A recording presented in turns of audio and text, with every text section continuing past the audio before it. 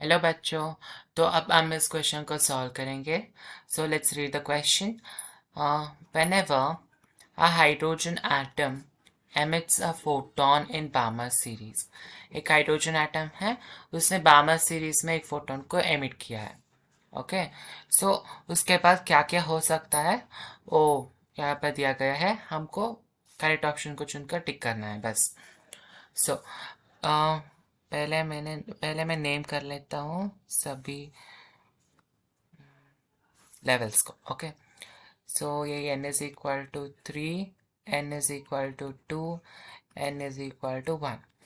मान लेते हैं कि फोटोन कहाँ से कहाँ तक आया, 3 से 2 तक आया। ओके, 5 से 2 तक भी आ सकता है, 6 से 2 तक भी आ सकता है, पर हम 3 से 2 तक लेते हैं। ओके, बामर सीरीज में एक फोटोन को एमिट किया है। कौन? हमारा हाइड्रोजन एटम ने एमिट किया, हाइड्रोजन एटम के इलेक्ट्रॉन ने एमिट किया है बामर सीरीज में फोटोन को। उसके बाद क्या फिर से वो बामर सीरीज में एक और फोटोन एमिट कर सकता है? नहीं ना, क्योंकि ऑप्शन में क्या है, पहले हम की कॉन्सेप्ट को जानेंगे, उसके बाद ऑप्शन पे जाएंगे। ओके, सो की कॉन्सेप्ट क्या है? की कॉन्सेप्ट यहाँ पर हाइड्रोजन एटम, हाइड्रोजन स्पेक्ट्रम है। Okay, hydrogen spectrum is a की कंसेप्ट। सो की कंसेप्ट हाइड्रोजन स्पेक्ट्रम अगर आपको आया तो बहुत इजी है क्वेश्चन। ओके, तो अगर एक हाइड्रोजन एटम के इलेक्ट्रॉन ने n=3 से n=2 बामर सीरीज तक आकर एक फोटोन रिलीज कर लिया बामर सीरीज ने, क्या वो फिर से बामर सीरीज में फोटोन रिलीज कर सकता है? नहीं ना। तो वो अगर चाहे तो वो फिर से अगर चाहे तो लाइमन सीरीज तक ही जा सकता है। बामर सीरीज तो कहीं से भी from any higher energy level to the second energy level तक ही सीमित है। क्या बामर सीरीज तो यहाँ पर ऑलरेडी 3 से 2 तक आ चुका है, तो अब बामर सीरीज खत्म हो चुका है ना, सेकेंड लेवल पे ही बामर सीरीज आ सकता है। उसके बाद तो बामर सीरीज नहीं है, उसके बाद लाइमन सीरीज आ सकता है। उसके बाद एक ही ऑप्शन उसके पास है कि वो 2 से 1 तक जाए, तो वो क्या बन जाएगा? लाइमन सीरीज बन जाएगा। और क्या रिलीज कर देगा? अल्ट्रावायलेट लाइट को रिलीज कर देगा, है ना। तो ये क्या है? विजिबल है। और ये क्या है? Ultraviolet light. ओके, सो किसी हायर एनर्जी लेवल से इलेक्ट्रॉन ने सेकेंड एनर्जी लेवल तक आया। ओके, तो बामर सीरीज में एक फोटोन को रिलीज कर लिया। ओके, वो समझ आ सकता है ना। पर बामर सीरीज के बाद क्या वो फिर से बामर सीरीज में एक और फोटोन रिलीज कर सकता है? नहीं है ना।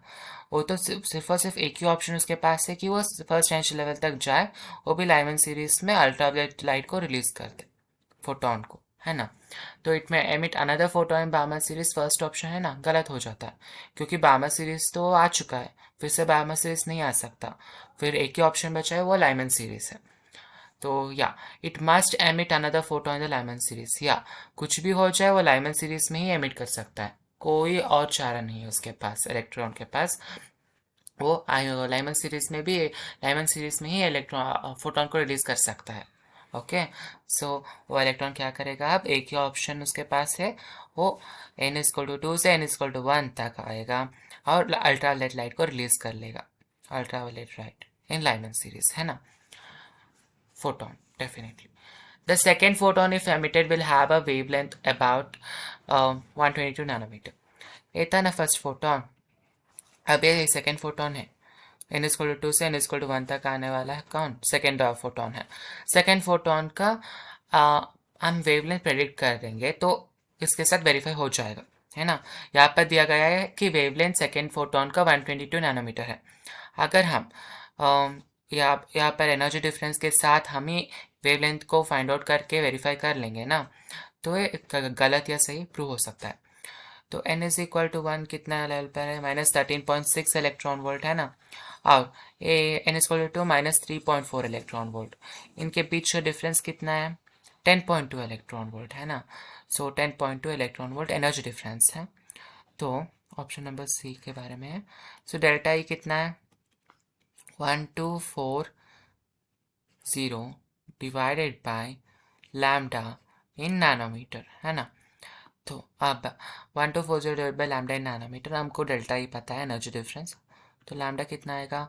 1240 डिवाइडेड बाय 10.2। अगर हम 1240 डिवाइडेड बाय 10.2 करेंगे तो 1240 अपॉन 10.2 कितना आएगा?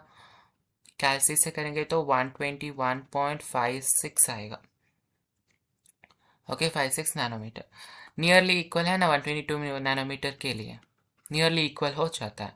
तो second photon if emitted will have wavelength about 122 nanometre, बिल्कुल सही है ना। It may emit a second photon but the wavelength of this photon can not be predicted. ऐसा नहीं हो सकता है ना, सेकेंड फोटोन तो सिर्फ एक ही वो एमिट कर सकता है, वो n=2 से n=1 तक ही जा सकता है, और उसका वेवलेंथ हम प्रेडिक्ट कर सकते हैं क्योंकि हमें एनर्जी डिफरेंस पता होता है ना। हमने प्रेडिक्ट किया ना यहाँ पर, it may emit second photon, हाँ सेकेंड फोटोन एमिट कर लिया वो, उसका वेवलेंथ भी हमने प्रेडिक्ट कर लिया ना यहाँ पर 121.56 नैनोमीटर, तो हमने प्रेडिक्ट कर लिया। बट यहाँ पर लिखा है कि but the wavelength of this photon can not be predicted, उसको हमने प्रेडिक्ट कर लिया, उसके बाद क्या कह रहा है, प्रेडिक्ट नहीं कर सकते ऐसा कह रहा है। तो प्रेडिक्ट कर सकते हैं, हमने यहाँ पर किया है ना प्रेडिक्ट। तो हमारे ऑप्शंस कौन कौन से सही होते हैं मैं यहाँ पर लिख देता हूँ। इट में एमिट अनदर फोटोन इन बामा सीरीज, बिल्कुल नहीं कर सकता क्योंकि ऑलरेडी वो बामा सीरीज आ चुका है। अब उसको लाइमन सीरीज ही जाना पड़ेगा, बामा सीरीज के बाद सिर्फ लाइमन सीरीज तक ही जा सकता है, ऑलरेडी बामा सीरीज तक आ चुका है वो।